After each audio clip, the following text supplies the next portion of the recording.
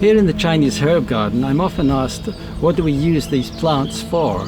It's a simple enough question, but the answer is a little bit more complicated. And there are three reasons for this. Firstly, we have to translate the Chinese terminology into English.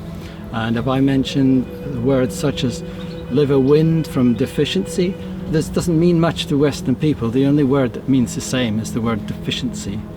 The others are translations. The second reason is that often we use different parts of the plant for different uses.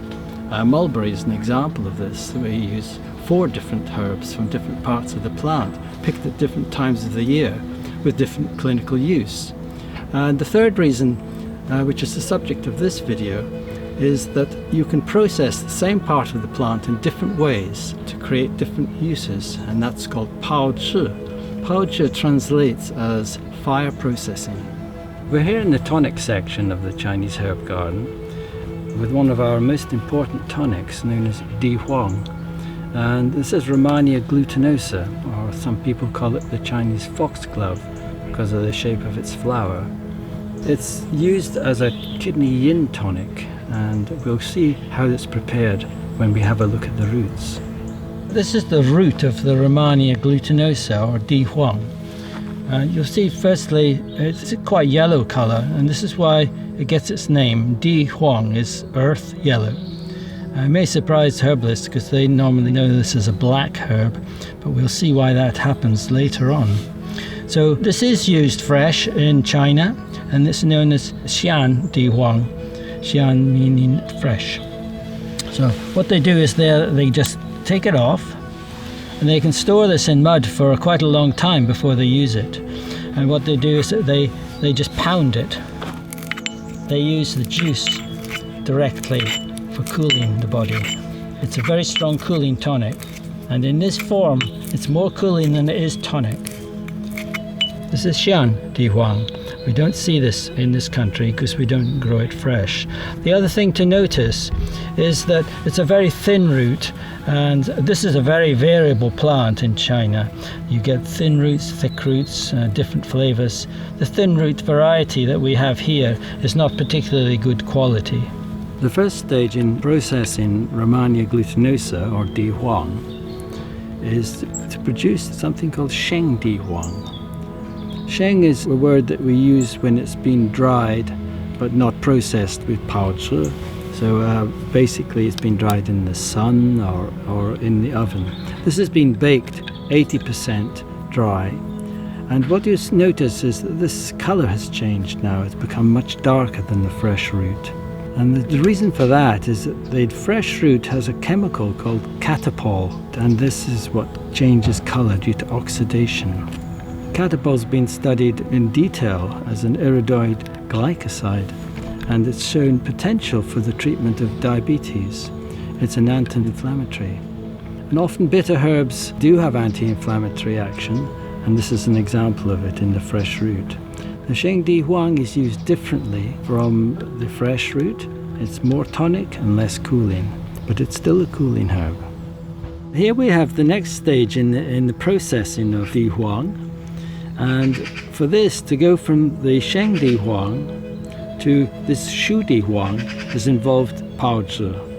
And the process is that you have to take this dried herb and then you have to steam it over alcohol for at least 24 hours. And what happens is the catapol is now completely converted. You see it's gone completely black. There's very little of it. So it's not a cooling herb anymore, and in fact it's the tonic herb, because what's happened is in the processing with the alcohol, the sugars in the root have become more dominant, because we can't just see a herb as having a single chemical like catapol. It's got a range of 40 or 50 chemicals, and so this alters the balance of those chemicals. This becomes the tonic that we know of as Shu Di Huang. We've been able to study the chemical changes in this Pao Zhi processing of Shu Di Huang using infrared technology. And here on this trace you can see exactly the changes that are occurring in the chemistry. The sugars are indicated by a circle on the top of the trace, And this change to a double peak in the bottom trace marks the completion of the processing. Under lab conditions, this happens after about 10 hours of steaming. So we can now investigate traditional methods using modern scientific analysis to probe the underlying chemistry and also to validate and standardize Pao Zhi processing methods. Now this Shu Di Huang is one of the most important tonics we have in Chinese medicine as a kidney yin tonic. Its taste is much sweeter than the original fresh herb. And now we have created from one plant the 3 different herbs. We have the fresh herb, and then the dried herb, and now the processed herb. We're here with another very important tonic called He Shu Wu. Now He Shu Wu is another tonic which is almost a legendary status. And this plant here produces 2 herbs in fact. One is the He Shu Wu, which is the root. This is particularly good specimen here. The larger the root, then the more valuable it is. And this was grown in the garden, so I'm very pleased with this. In fact, I think the quality of He Shu Wu in this country, it could be very good. And the other reason I say that is because it's also got a very hard texture. And so this is another good indication of being good quality. The second herb we get from here is not so important, but it's called Shu Wu Teng, which is the vine that comes from the top. This is obviously from an older plant. But these are 2 herbs from the same plant. We're only going to talk about the root because it's been processed with Pao Zhi. The name of this plant has changed due to DNA analysis. It's now called Raynaudtia multiflora, but we know it usually as Polygonum multiflora. And it's from the Polygonaceae family, not a natural place to look for a tonic, as we'll see later when we see some other from this family. Also, this is a relative of the Russian vine, which is a very invasive plant, and even this one you do have to be careful of, but it's better behaved than the Russian vine. And so we grow it on this big platform here and keep control of the spreading. But what we're interested in here is in the root formations, and you can see from here this large sort of swelling that forms on the root. This is the He Shu Wu that we're interested in collecting. So I'm going to take some of that out and show you what it's like in its fresh state. You can see here the pattern of the roots. These are the vascular bundles, which are the xylem and phloem. This is very indicative of this particular plant. And it's also used to distinguish this particular variety from the Russian vine. And now, because the size of the root is so valuable, there are people that try to sell the Russian vine root instead of this root because it has a larger root. But you can see that this pattern is what will distinguish it from the Russian vine. You can see in these 2 pictures the comparison between the Russian vine and the correct He Shu Wu. The pattern of the Russian vine seen here on the left lacks the organized structure of the correct species of He Shu Wu shown on the right. Here in this fresh or xian form of He Shu Wu, you see the patterns, as I say, of the anthraquinones. This is not a stage that you would take because it's highly laxative. This is quite toxic. So we never use the fresh form of this herb at all. And in fact, this dried form here, you can still see the pattern. This is the Sheng form. You still see it has the patterning, but it's still got anthraquinones in. So this is sometimes used as a laxative or for moving the bowel, but again, it's slightly harsh. To produce the tonic herb that we need, we have to go into Pao Zhi processing. And this is rather a complicated process with this particular plant.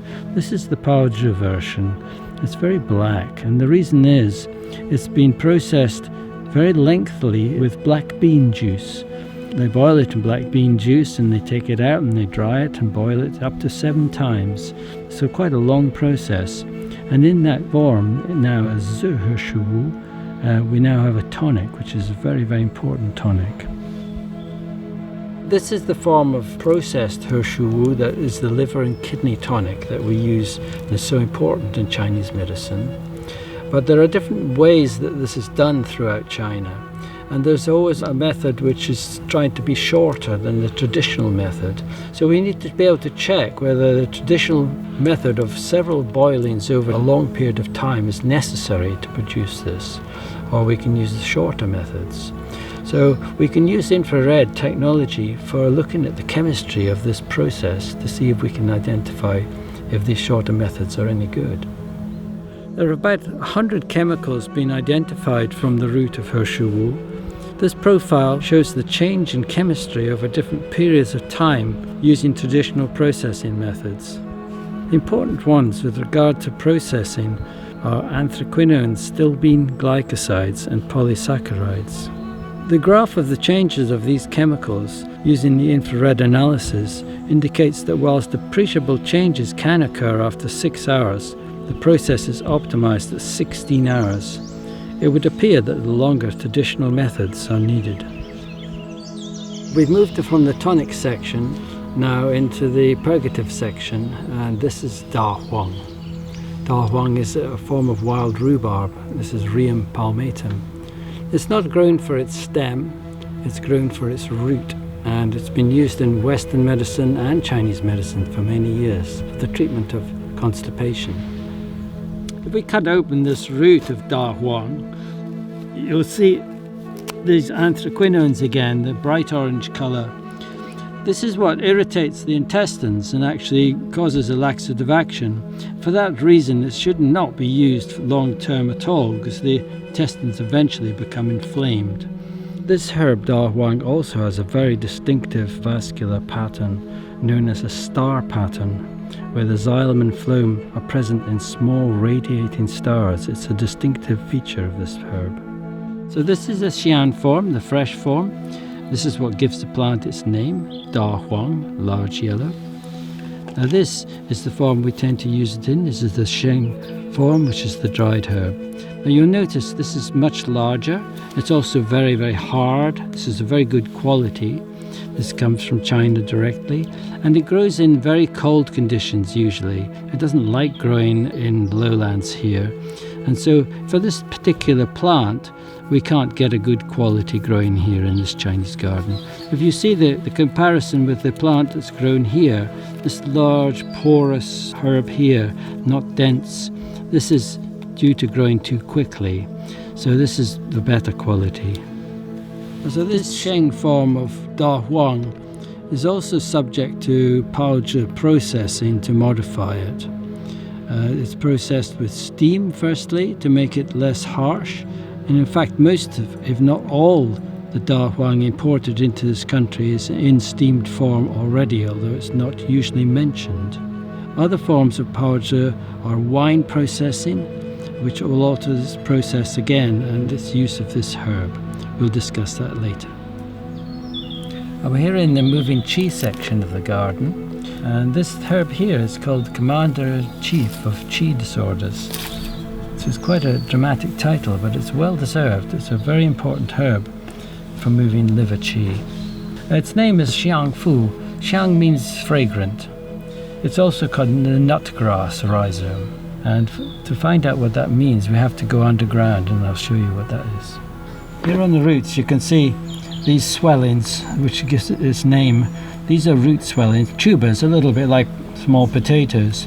But when you bite them, they're very aromatic, as its name suggests, Xiang Fu. And then it becomes bitter, a little bit of sweet. This complexity of flavors makes it a more harmonious herb than if it just has single action. It has many uses, but it's a strong herb for moving qi, but also a very harmonious and safe herb. This Xiang Fu is a herb which is very effective when it's used fresh, but they also do process it, partly to modify its action. But the first thing that they do with this herb is they burn off the roots, just using a slight flame like this. This now becomes known as a different form of Xiang Fu. The unprocessed form, or the hairy form as they call it, is Mao Xiang Fu, hairy Xiang Fu. But when it's processed, generally it's smooth. This is Xiang Fu, as you can buy it. It's quite smooth. This is called Guangfangshu, and this comes from the Guangzhou region, which is the best quality Xiang Fu. And so it's given the name Guangfangshu. When you see this name, Guang, it means it comes from this region of China. Xiang Fu is also processed using vinegar. This alters the action of the herb and directs it to the liver. The use of vinegar in processing is important for some herbs. One plant that we grow here is Corydalis solida. This is Yan Hu So. Yan Hu So is in the moving blood category, and it has three main actions that we use. The first is it assists the coronary arteries, dilates the coronary arteries. The second is that it stops pain, and the third is its anti-inflammatory action. The name Yan Hu So translates as extended barbarian root. It first entered the Materia Medica in 720 AD in the Ben Sao Shi'i, omissions from the Materia Medica, to update the oldest Ben Sao, the Shenlong Ben Sao, written some 660 years before. It incorporated new herbs into the Materia Medica. Barbarian medicine is a term used for herbs which come from Mongolia, which are considered as a region of barbarians. It's possible it got a name when it was incorporated into TCM from traditional Mongolian use. Chinese medicine is taken from four main ethnic groups: the Yi, Dai, Miao in the foothills of the Himalayas in the west, but the fourth is in Mongolia from the north. The Chinese herb Yan Hu So is important for moving the blood and to assist with pain and inflammation, and also for treating coronary disease. This is explained by the nature of its pharmacology, which is largely determined by its alkaloid content. Chinese herbs are normally taken by boiling them in water and drinking the liquid, but alkaloids are only slowly extracted by water. There are, however, other chemicals in the herbs which are soluble in water but destroyed by heat. The way it's processed can have a dramatic effect on its chemistry, and traditional methods of processing take this into account, although the precise reasons were not known at the time. When used in a dried or sheng form in water, the main chemicals extracted are the water-soluble components. Less than 25% of the alkaloids are extracted, but water-soluble chemicals are favoured. In this form, the effect emphasises its use in coronary heart disease. After being processed with vinegar, the alkaloid extraction increases to nearly 50%, and the pain relief action is estimated to be 40% that of morphine. The reason has been found to be the fact that the alkaloid responsible for pain relief is not soluble in water, but the acidity caused by the vinegar causes it to turn into a water-soluble salt, which increases its extraction when taken as a traditional water preparation. However, the heat-sensitive chemicals and also berberine content of the herb is reduced in this process. After being processed with alcohol, however, the alcohol extracts other components present which are not soluble in water, but soluble in alcohol, such as berberine. Berberine levels are higher when processed with alcohol. Berberine is the anti-inflammatory, and hence this form broadens the anti-inflammatory action of Yan Hu So. There is a real scientific mechanism behind traditional methods, and this area is an ideal area of research into ethnopharmacology. It's been estimated that there are over 100 Pao Zhi versions of herbs in our Materia Medica. So we have to ask our question, how important is it to use the correct Pao Zhi in a formula? This is quite a difficult question because it depends partly on how important that herb is in the formula, whether it's an emperor, also how much the action changes with the Pao Zhi. But fortunately we have got some very good books where that information is in place. The first is obviously our Materia Medica, the Dan Bensky, and the Formulas and Strategy. So we'll take one example, which is this Huang Qi.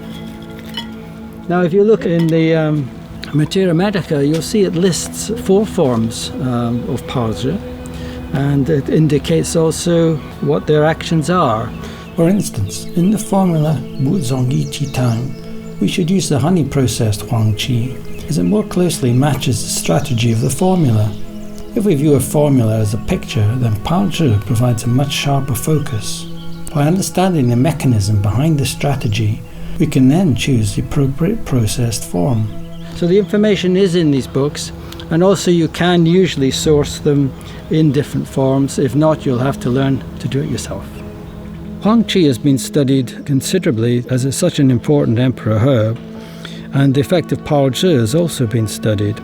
Research has shown that the concentration of 20 compounds are altered by processing Huang Qi in honey, including one chemical which does not occur in either form. In other words, the Pao Zhi process can produce novel chemicals not present in the originals. The first form of Pao Zhi we're going to do is called Chao. There are 3 levels of heat used in Chao. There's Chao Huang, which is yellow, Chao Jiao, which is slightly browned, and Chao Tan, which is quite charred. They involve different levels of heat. So the first one, the Chao Huang, is used much as you would use in Indian cookery to rejuvenate herbs, bring out the aroma to the surface, or in some cases to crack open seeds, or for Bai Shao is to modify the action of the herb itself. So the first one we're going to show you on this is the Bai Shao.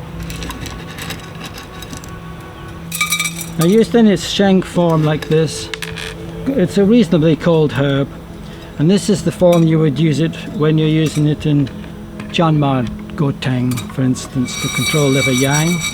It's got an astringent, coldish quality to it. But when you use it in the Chao form, such as in Shao Yao San, you want to actually make it easier on the digestion, which this does, and get rid of some of that cold quality. Now, you don't expect to see any change in colour with this particular method, and you don't expect it to see any smoke either. So it's quite a low level heat, and the main indicator for when it's done is that you get a slight aroma coming off the herb. And so that's the Chao form. You can do it also with Swanzaren, as I say. Now, the effect on Swanzaren is to break open the seeds. By breaking open the seeds, you're exposing the center. The hard coating has not got so much chemistry involved in it. But also, they say, to break it open, you move it from a liver herb to a heart herb. So this is used for pacifying the Shen and the Hun. Sharen is very similar. This is one of the Chinese cardamoms. Not the same ones used in cooking, but it's got a similar aroma to it. So you're basically just bringing that aroma to the surface, so when you decoct it, it's a stronger herb. So this method can be done easily in the dispensary. It doesn't take very long, and when you've finished, you can store these herbs as a Chao variety, so you don't have to keep doing it every time in a formula. You can have them stored on the shelf in 2 different forms, so it makes it very, very easy to do in advance. So, Chao Huang. The next level of heat that we're talking about is called Chao Jiao, which is the middle layer. The idea behind this is the stronger heat can be used to drive off more chemicals that might be irritating on the system, or in some sense as an envoy to direct it more to the intestines, or the stomach and spleen as we call it, but the digestion. And so therefore often used for digestive herbs.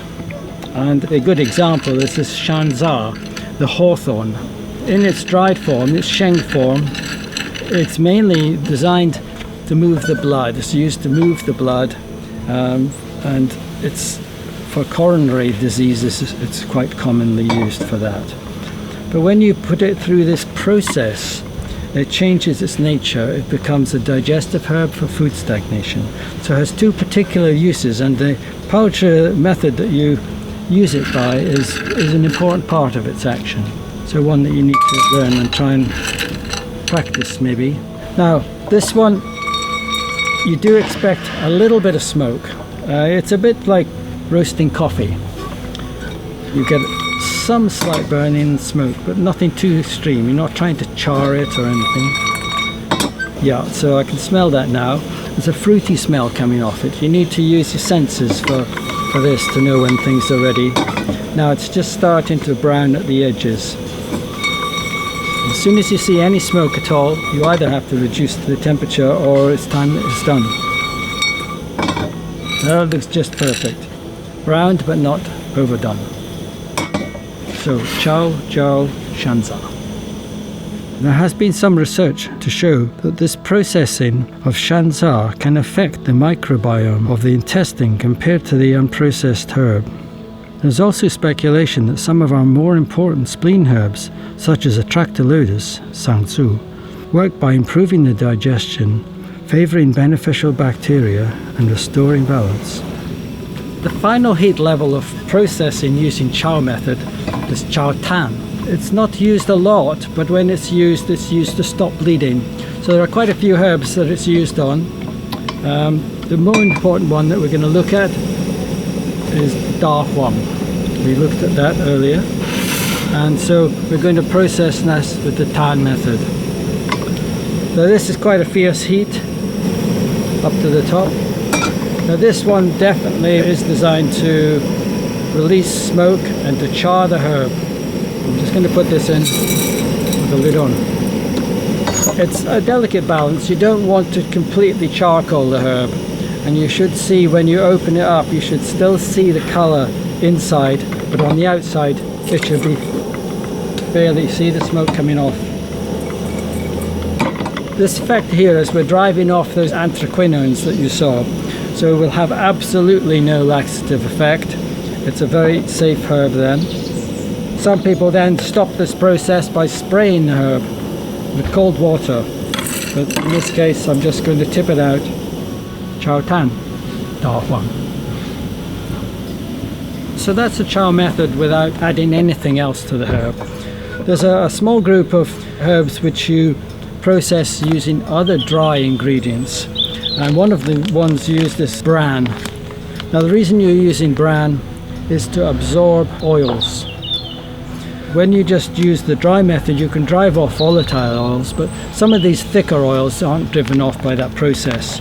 Now this particular herb is a common one used with it, Sangzu, Atractylodus. Now this is a very effective herb for draining damp, but it is also a bit irritating. So people with damp in the intestines often do also have deficiency. So sometimes you want to try and moderate it so that it's easier to digest. So once it's got to the temperature and it's slightly browning and smoking, then you add the Sangzu. Because there's no liquids involved in this, it's another one that stores very well. And it's not one you can always buy in processed form. So in your dispensary it's quite useful having this method, which is called Fu Chao. The Fu is the bran, Chao is the heat. So this bran is absorbing oils. The temperature is held in the bran, if you like, to melt the oils, so to make them more runny, and then it goes into the bran. The colour of the Sangzu doesn't change. Usually I do it until the bran is looking too brown, like now. And then what you have to do, you have to get rid of the bran. Basically you just put it through your sieve, give it a shake.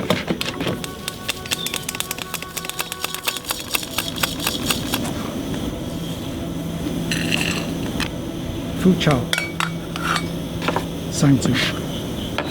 This process of dry frying with another dry additive is also used with dangshen here. Dangshen you use with rice. This is called mi dangshen, mi being the rice. Using the same principle as we showed with the food method. So that's another one you might want to think about. Again, for the digestion, makes it easier and easier for the digestion. Sweeter, more tonic. Another method of Pao Zhi processing involves the use of liquids, and there are several of these that we use. All have different qualities, and it's the quality of these liquids as well as the heat that changes the nature of the herbs. Some of them have very defined actions, such as changing the pH or alcohol extraction as opposed to water. But they're all used in slightly different ways, but we need to have these in our dispensary when we're going to start doing Pao Zhi. So I'll run through these liquids in detail, and then we'll show a demonstration of how to do liquid Pao Zhi. The first liquid we use for liquid Pao Zhi is wine. For wine processing, you use undiluted Shaoxing wine, also known as yellow wine. It's derived from grain, has a sweet, acrid taste, and is slightly hot in action. And it's not just the alcohol that's important, but has other ingredients. You could use great wine, but Pao Zhi herb would be slightly different. It would be less sweet. The effect of wine is to reinforce the movement of blood, as in the use of dangui, or moderate cold herbs such as da huang or huanglian. The next liquid we use is vinegar. The normal vinegar used is black rice vinegar, but you could use others. It has a sour, bitter and warm nature. Again, it's used in non-diluted form. Vinegar acts as an envoy to guide the action to the liver, as in shangfu or chaihu, or to quicken the blood to stop pain, as in yanhu so or ruxiang. Sea salt or rock salt is another ingredient. You don't use it raw, but you dilute it to about 2 to 3%, much like seawater. The action of salt is as an envoy again to guide to the kidneys, as in duzong, or to reinforce yin action and cool empty heat, as in jimu, or to soften hardness, as in shaohuixian, or increase the action of diuretic herbs, as in zhechuanzi. Another liquid we use for processing is ginger juice. This is quite hard to extract constantly, so I use a tincture of ginger. The effect of the ginger is to lessen the cold nature of the herb, such as in huanglian or juru, or lessen toxicity, as in banxia, or ease nausea and vomiting. The final liquid we use is honey. We don't use raw honey because this is very sticky and it has to be refined. Most of the honey you buy, cheap honey, in supermarkets has already been refined, so they heat it up so it's more liquid. This is the correct type of honey to use. But you don't use it raw. Again, you dilute it by at least 20% of water.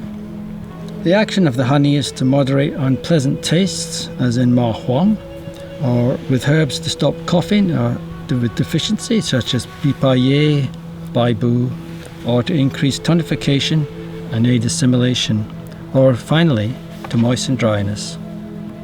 The procedure for doing liquid Pao Zhi is pretty much the same for all of those liquids, so I'm just going to run through it with one particular herb, and I'm going to use a herb we actually extracted from our garden here, duzong. This garden's been going for 20 years now, so some of these trees are old enough to start extracting the barks, and this is a good quality. I'm very pleased with this. So the principle is you take your liquid and you soak your herb in the liquid. I do this overnight. There's no particular time limit for it, I don't think. You soak it in as much liquid as it needs to cover it, and then the process is simply to dry this herb out, and for that you use quite a low heat, chao huang heat. You just basically dry this out. In practice, I think this is done better in the oven on a temperature of about 110, 120. I think you get a drier effect, and I think obviously they didn't have a lot of temperature controlled ovens in China in rural areas, so this is how they do it. But I think it's probably easier just to put it in the oven. So basically you just stir this around. You're not trying to darken it or cook it, you're just trying to dry off the liquid, and you do this till it's dry. And generally I find it's hard to get them so dry that they store very well, so I don't store these quite so long. This yan method of yan is the salt method with duzong is directs it more to the kidneys. So we now have yan zi duzong. The effect of salt is similar to the envoy effect of vinegar to the liver, but this is to direct the herb to the kidney.